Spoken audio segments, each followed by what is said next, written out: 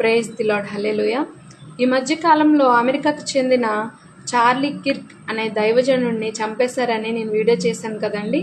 ఆ వీడియో కింద కామెంట్స్లో చాలామంది క్రైస్తవులు ఇలా కామెంట్ చేశారు, అక్క ఆయన సేవకుడు కాదు, ఆయన దైవజనుడు కాదు, సాధారణ వ్యక్తే, మీరు ఆయన్ని దైవజనుడు అనొద్దు అని చెప్పి కామెంట్స్ చేశారు. మీరందరూ తెలుసుకోవాలని ప్రత్యేకించి నేను ఈ వీడియో చేస్తున్నానండి.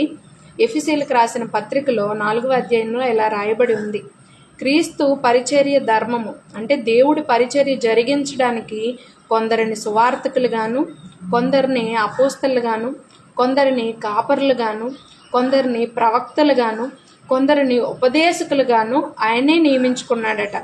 అంటే కాపరి అంటే ఎలా ఉంటారంటే ఒక సంఘాన్ని కట్టి అక్కడే ఉండిపోయి అక్కడే పరిచర్య జరిగిస్తూ ఉంటారు. సువార్తికులు అంటే ఒక ప్రదేశం నుంచి మరొక ప్రదేశానికి వెళ్తూ దేవుని సువార్త ప్రకటిస్తూ అక్కడ కట్టబడిన సంఘం వేరొక కాపరికి అప్పగించి వెళ్ళిపోతారు.